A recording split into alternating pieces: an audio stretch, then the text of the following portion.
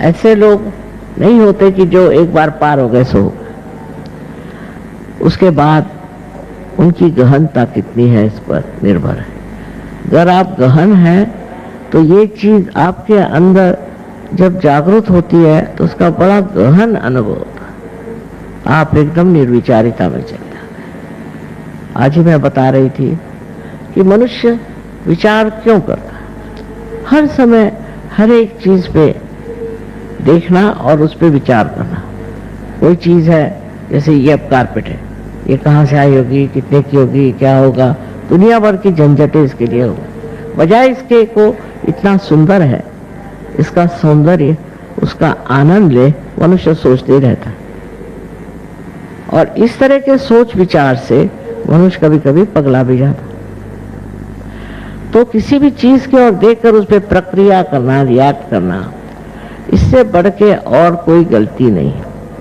क्योंकि जो आप प्रक्रिया कर रहे हैं या रिएक्ट कर रहे हैं किसी चीज पर, तो वो आप अपने अहंकार के कारण या आपके अंदर जो सुप्त चेतन है जिसे कि कंडीशनिंग कहते हैं, उसके कारण कर रहे हैं।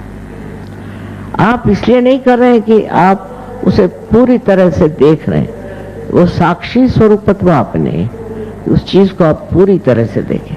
अगर आप पूरी तरह से उसे देख सकते हैं तो उस चीज का आनंद आपके अंदर पूरी तरह से समा जाए। सबसे तो बड़ी बात यह है कि इस दशा में आने की बात बहुतों ने कही, मैं कह रही हूं ऐसी बात नहीं, पर वो बहुत से लोग समझ नहीं पाए होंगे या उस वक्त ये भी सोचा होगा कि ये कैसे हो सकता है, हम तो एक मानव हैं, ये कैसे हो सकता है। कुंडलिनी के जागरण से सब हो सकता है। और जब कुंडलिनी आप सबके अंदर वास्तव किए हुए हैं, जब वो स्थित है वहां, तो सिर्फ उसके जागरण की बात है। ये आपका धरोहर, ये आपकी अपनी चीज है जिसे आपने खरीदी नहीं, उसके लिए कोई पैसा नहीं दिया, उसके लिए किसी भी तरह की याचना नहीं की, वो अंदर है, वो स्थित है। सिर्फ उसकी जागृति होने का विचार होना चाहिए। अब ये कुंडलिनी शक्ति जो है, ये आपकी बड़ी शुद्ध इच्छा है। शुद्ध इच्छा हमारे यहाँ कोई है नहीं।